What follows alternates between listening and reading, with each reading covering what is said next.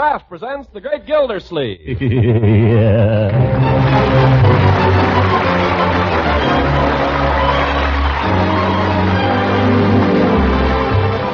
Kraft Cheese Company, makers of parquet margarine and a complete line of famous quality food products, presents Harold Peary as The Great Gildersleeve. Kraft brings you The Great Gildersleeve every week at this time, written by John Wheaton and Sam Moore, music by Claude Swaiten.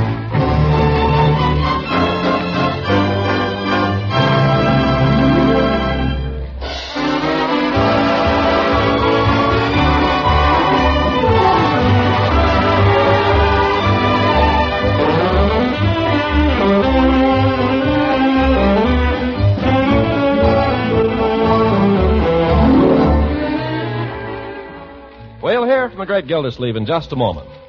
Whenever you serve bread, serve it the way millions of families enjoy it most, spread with delicious, nourishing parquet margarine. Get your family off to a bright start at breakfast by adding parquet's delicate, satisfying flavor to slices of tempting golden brown toast. When you send Johnny off to school, send along the appetizing goodness of parquet, spread in nourishing lunchbox sandwiches. At dinner time, make your fresh muffins and crusty brown rolls a real pride and joy by spreading them with delicious parquet margarine. Yes, parquet makes all kinds of bread taste extra good. Adds extra nourishment, too, because parquet is high in food energy value and is fortified by Kraft so that every pound contains 9,000 units of important vitamin A. So, for flavor that satisfies, for energy and vitamin A, buy parquet. Parkay, parquet margarine made by Kraft. Yes, Kraft makes parquet.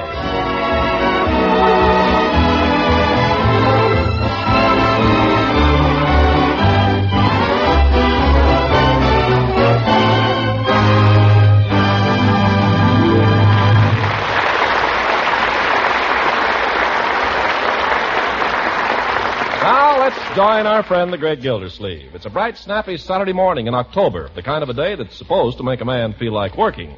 And as Gildersleeve stands in his front parlor, smoking his after-breakfast cigar, he glances out of the window, and sure enough, he sees a task. Leroy, I thought I told you to rake up those leaves. Didn't I? You didn't say when to rake them. I suppose you want to wait till they're covered with snow. The leaves must be raked now, Leroy, today. Today?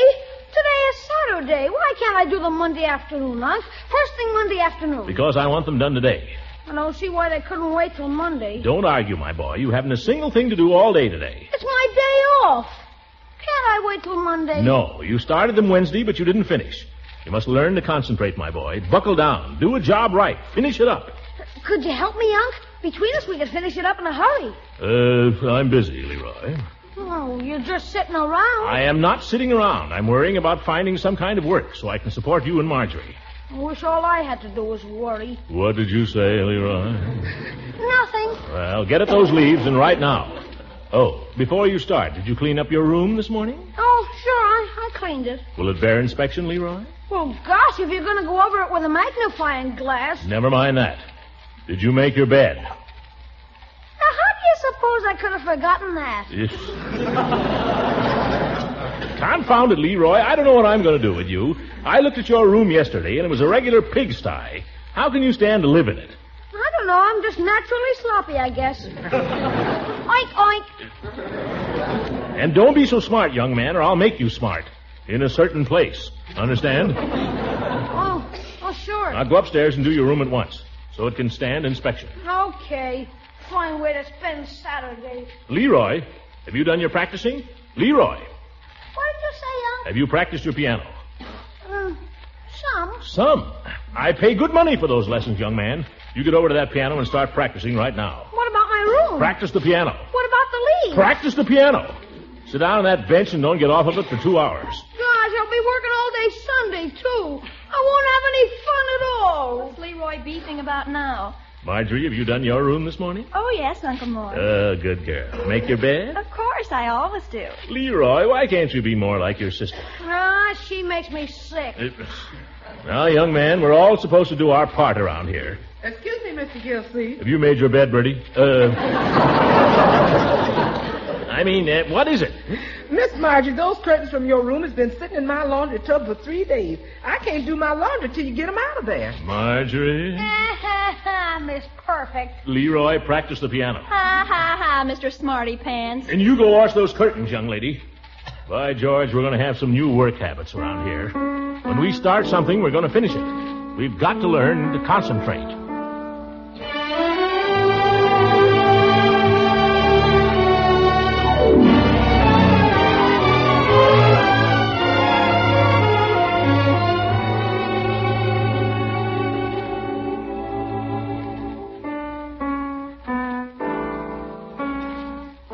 I don't hear you counting, Leroy. I can't count and play at the same time, Unc. Well, try. 4 and 1 and 2 and 3 and... That's wrong, Leroy. I told you I can't count and play at the same time. I bet nobody can. All the great pianists know how to count, Leroy. Well, they don't count so you can hear them. You remember when you took me to hear that guy and we sat in the front row? He never counted once. I was watching him. He doesn't have to count anymore, but he knows how. Now, stop arguing. Count to yourself if you want to. Okay.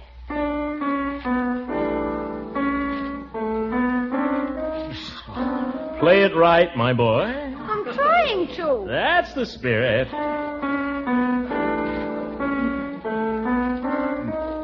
You're not trying, Leroy. I am, Unc. Well, don't make the very same mistake every time. Well, this is a tough piece, and I'm just starting it besides. Oh, well, it's going to sound very nice when you've learned it. I wonder when that will be.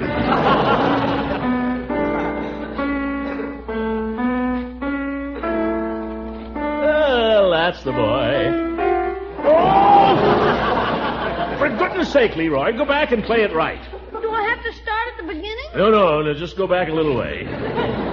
Okay. Leroy, you're not concentrating. Maybe I haven't got any talent, Unc. You learn to play whether you got talent or not. Trouble is, you don't practice enough. Now, when I'll see who it is, Unc. No, you won't. You'll sit right where you are and keep practicing. Well, good morning, Gildy. Oh, for good morning, Judge. Come on in. Well, Leroy practicing. Very pretty. Boy plays nicely. Yeah. That shows how much you know, Judge. What's on your alleged mind? Not a thing, Gildy, not a thing. Can't an old friend just drop in without having something on his mind? He can, but he doesn't.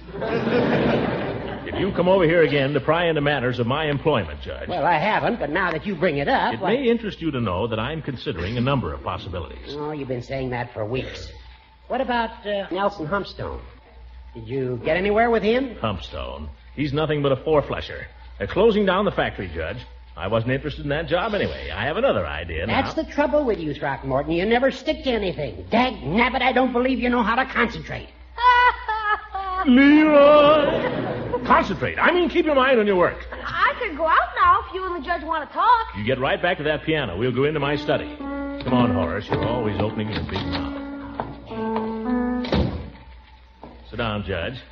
Have a cigar? Not so soon after breakfast, thank you. Good.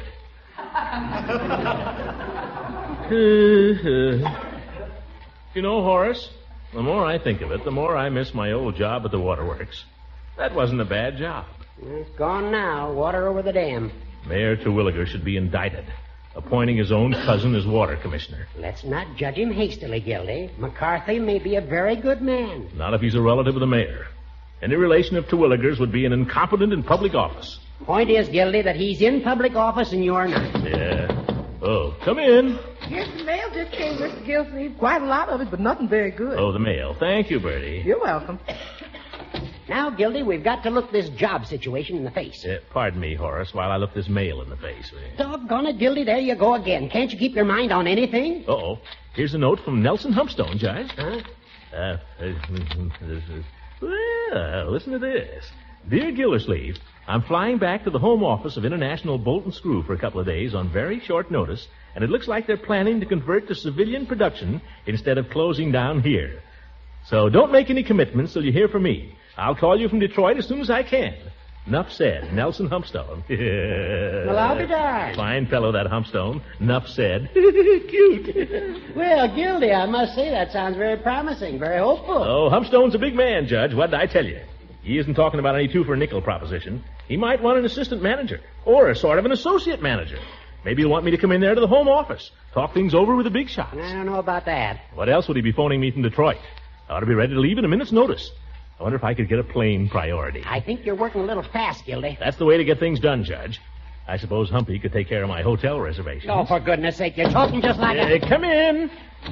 What is it, Bertie? Mr. Gildersleeve, the water stopped running and all the faucets in the house. Nothing comes out. What? The water's off? I'll bet the pump's busted, yeah. And the snifter valve. Must be off all over town. By George, I've been waiting for this moment. Let's call up the mayor's cousin and complain, Judge. What's his name now? Oh, now, Gildy, have a heart. His name's McCarthy. Let me look at that telephone. I'll pin his ears back. I'll blast him. No, I know something better, Judge. I'll call him up at his house at 3 o'clock in the morning.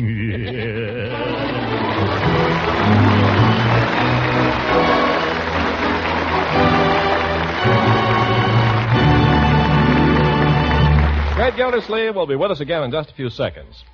In nourishing meals at home and in lunches at work, you busy home front soldiers need the best of energy foods.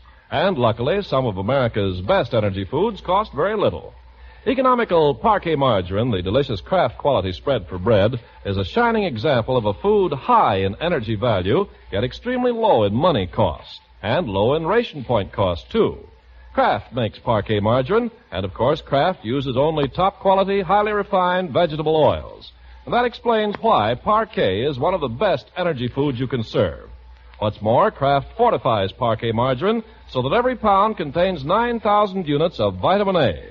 So for important food energy, for important vitamin A, and equally important for a fresh, delicate flavor that's sure to satisfy, serve parquet. P-A-R-K-A-Y, parquet margarine. Tomorrow, buy parquet. It's made by Kraft.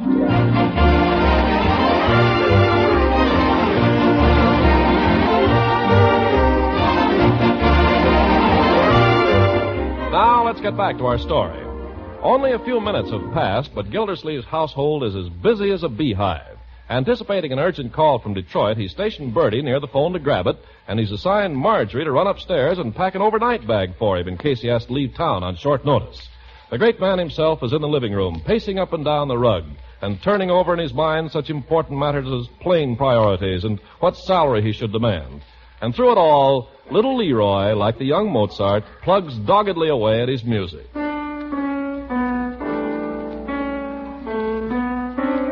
Leroy, read the notes. Read the notes. I am. You are not. Well, you can see for yourself. It says here. Don't tell me what it says. Play it. Egods. Uncle Marge. Yes, Marjorie? How long have you been gone? How do I know? I haven't heard from Humpstone yet. I'm still waiting for the call. Well, how many shirts do you want me to pack?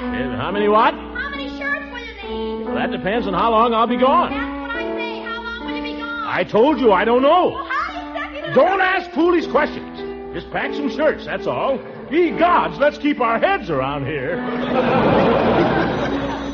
Oh, there's the phone, Bertie. Grab it. I got it. Mr. Gildersleeve's president. Let me have it, Bertie. Yes, ma'am, he is. Just a second. Leroy, stop pounding that piano. How can I hear? Hello, Throckmorton P. Gildersleeve speaking. What? Water. I'm not the water commissioner, lady. Don't bother me with it. The idea of calling me about it. Doesn't she read the newspapers? Hey, can I stop now? I told you, Leroy. I want you to stick at that piece till you master it. I have. I said master, not massacre. Oh, for corn's sake. Yes. Uncle Mort, you want me to pack your razor? What's that? Razor? Oh, yes.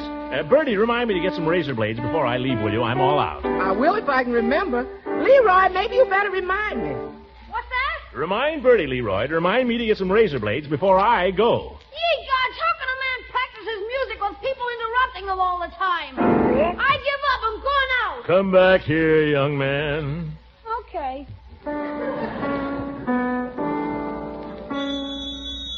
Phone, Mr. Gildersleeve? Yes, I've got it, Bertie. Hold it, Leroy. Hello, Throckmorton P.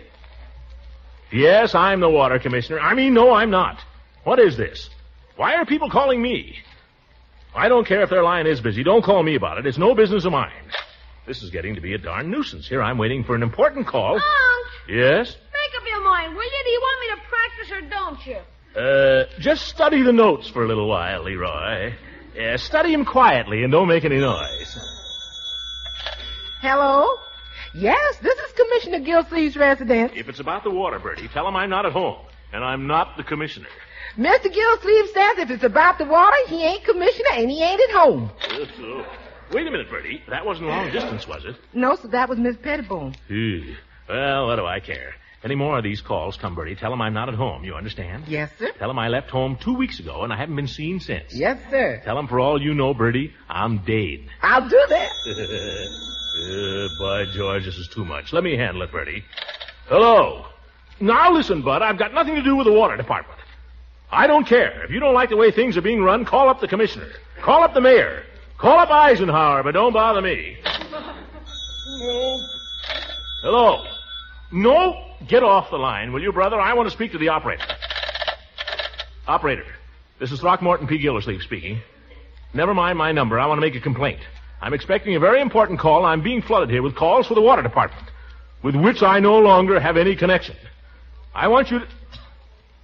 Listen, sister, you don't have to tell me there's a war on. I want something done about it, and right away. Do you understand? Oh, you can't, eh? Oh, you can't.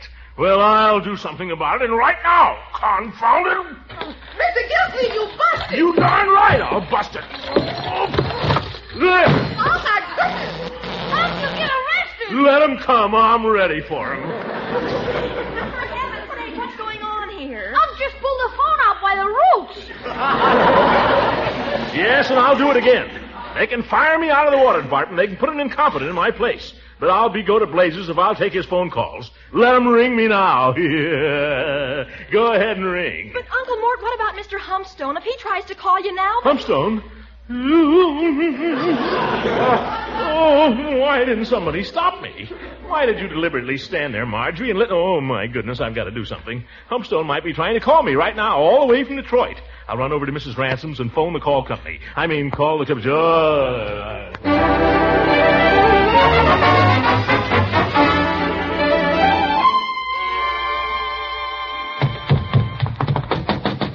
Oh, my goodness, oh, my goodness. Leela! Honey? Yeah, and so is Christmas. Leela? Oh, it's you, Throckmorton. Oh, gracious, everything's happening at once here. The phone's ringing. Now sit down and make yourself at home, won't you, while I answer? I was just going to ask you if I could use it. Oh, me, it's just as soon as I answer this. Oh. Hello? Yes, who's this? Oh, I couldn't guess. Oh, guess it. I couldn't. Well, is it Walter? Who's Walter? Is it, Kent? Not Kent. Well, let me see now. Leela, I'm expecting a telephone call. It's very important. If you could hurry it up. I know. Poochie. Poochie. No? Well, I'll just simply give up then. Who is it? Oh, you. I might have known. Come on, Leela. Nothing, just sitting here. Leela, my phone call. It's urgent. Uh-huh.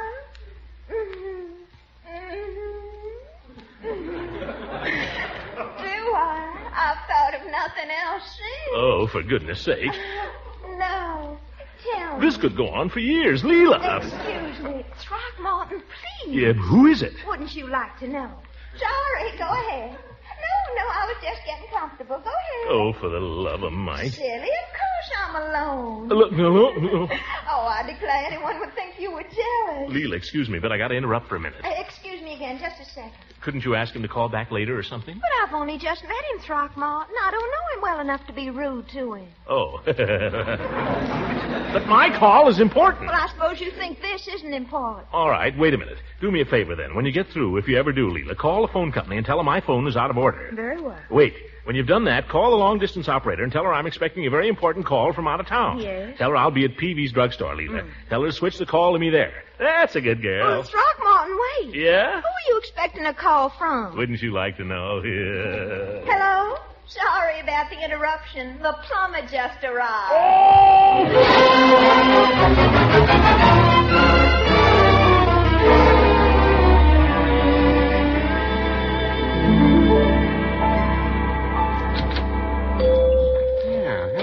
Gildersleeve? Hello, Peavy. You mind if I use your telephone? Not at all. That's what we're in business for. Thank you. You'll find the phone right in the phone booth there. I don't need to use it this very minute. As a matter of fact, I'm waiting for a long-distance call from Detroit. Detroit? Yeah, I had him transferred here. Marvelous invention, the telephone. Marvelous. Yes, it is. Just to think you can step into that little booth there and people hundreds of miles away can hear what you say. Marvelous. Yes, it is. There's just one thing wrong with it, though, I've noticed. Oh, what's that? Well, most people have nothing to say. Now, you take Mrs. Peavy. Yeah? Mrs. Peavy's a fine woman. I admire her and I respect her. But when she gets on the phone there with some of her friends, I tell you, I have to go out and walk around the block. Yeah, I know what you mean, Peavy. I get the same thing at home. Marjorie now. She's a pretty sensible girl as girls go. Yeah, she is. But every afternoon she's on the phone for hours with Francie. And there's more slush, more silly guff. All about some kid around town named Van Johnson. You ever see him around? No, I don't think I have. Neither have I. But to hear them talk, he must be some punkins. I overheard my own niece offering to die for him yesterday. Oh, telephone. That might be for me. Do you want to take it, Mr. Gildersleeve, or shall I? You take it, Peavy. See who it's for. I don't trust that phone booth. It's too narrow. Standard phone booth. I know, but I got stuck in there once. I'm not taking any unnecessary chances. All right, I hear you. Can't you see I'm coming? Peavy's Pharmacy. Why, yes, Leroy, he is. Yeah, just hold the wire. Leroy? Where's he phoning from? Didn't say. Here you are, Mr. Gildersleeve. Can you make it? If you get out of my way, I might. Oh, sorry. Darn little coop. Couldn't you sort of lean into it, Mr. Gildersleeve? Couldn't they have made it big enough in the first place? Standard phone booth. Standard. Hold on, Leroy. I'm coming. Give me a shove, Peavy.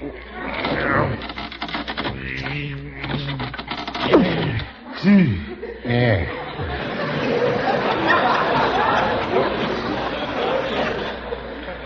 Hello, Leroy. Where are you? Well, who's fixed the telephone? You did. Great. Don't ever do that again, Leroy. You might get a shock. By George, how'd you do it? Don't tell me now. I'll be right home, Leroy. I'll be right home. What do you know, Peavy? Leroy fixed the telephone. Was there something wrong with it? Was there something wrong with it? But he just hitched a couple of wires together or something. I don't know. By George, modern kids are wonderful.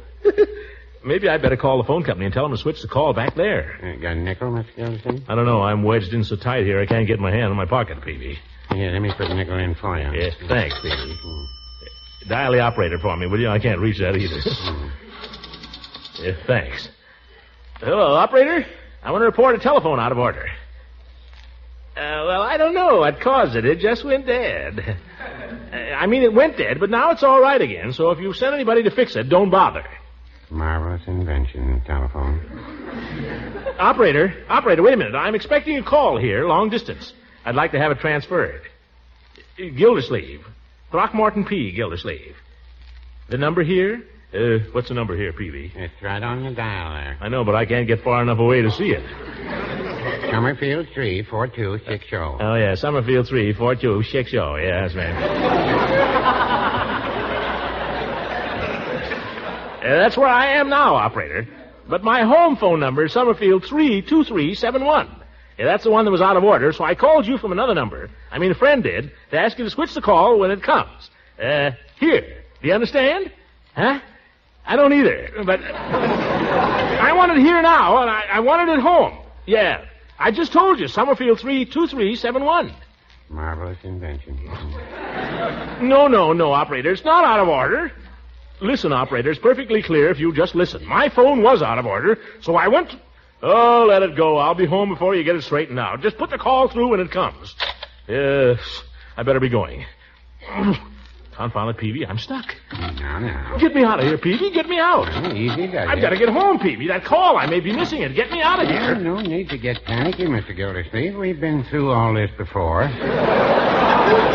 Just deflate. Huh? Let your breath out. Let it out. I haven't taken a breath since I got in here. Hey, evidently you've put on a little weight. No, I haven't put on any weight. Well, then it's been redistributed. Stop talking, will you, Peavy? Do something. You got me in here. Well, no, I wouldn't say that. Well, it's your fault anyway for having this thing around. Standard phone booth, Mr. Gildersleeve. Stop saying that. It's a booby trap. Well, looks as if we caught one.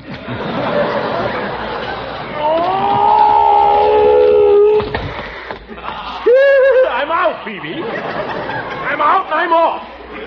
If you ask me, you've been off for some time.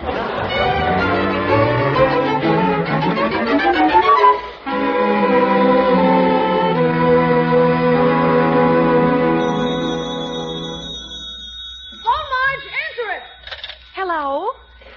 Yes? Oh, my goodness, it's long distance for Uncle Mort. Just a minute, please. That's the call he's expecting. Well, where is he? Well, he said he was coming right home. Hold the wire, please. What is it, Miss Marjorie? Bertie, it's a call for Uncle Mort, and I don't know what to tell them.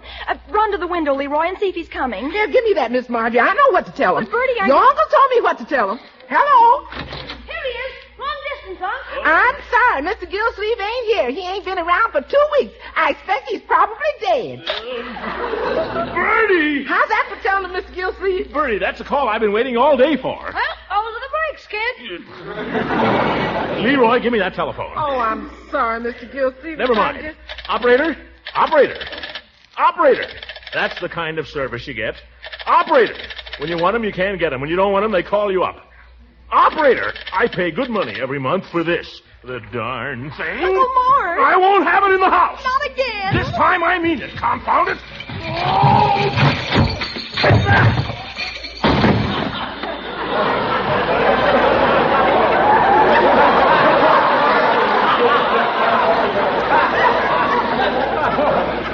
There.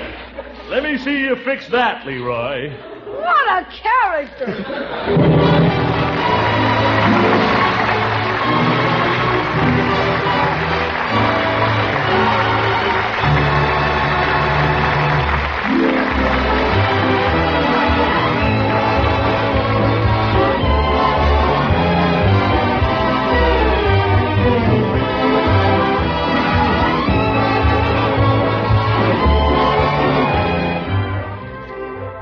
Ladies and gentlemen, I'd like to say just a few words on behalf of an organization to which all of us owe our lives, our freedom, and our hope of security, the United States Navy.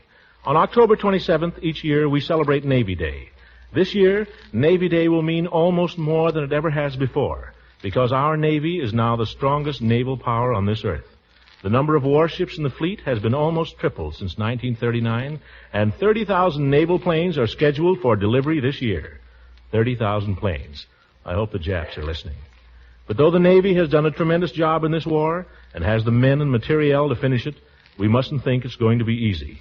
Navy officials estimate it will take at least a year and a half or 2 years to knock out the Japanese after the war in Europe is over. The Japanese are tough, ladies and gentlemen. They can still increase their production, and their army is not yet up to full strength. So it's up to us here on the home front to stand behind the Navy in the big job that's still ahead. And these are the ways we can help. First, stay on the job in Navy yards and factories. Second, we can maintain our Navy's high morale by writing to the men. Let them know we appreciate what they've done and are doing. But let's not write as if we expected the war to be over in a few months. Third, the Navy needs waves and nurses. Women between the ages of 20 and 36 can release naval men for active duty. Just go to the nearest Navy recruiting office. Or, if you're a registered nurse between 21 and 40, you can be commissioned as an ensign. For information on this, write to the Surgeon General at the Navy Department in Washington. The Navy needs our help, ladies and gentlemen. Navy Day is next Friday, October the 27th, but we ought to make every day Navy Day till the war is won. If we stop and think how much we owe the Navy, I know we'll all be glad to do whatever we can. Good night.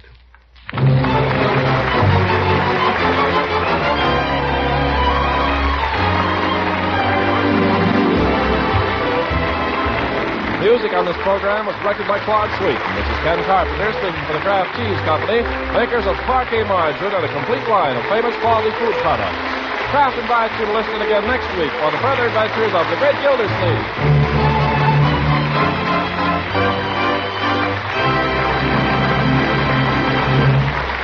This is the National Broadcasting Company.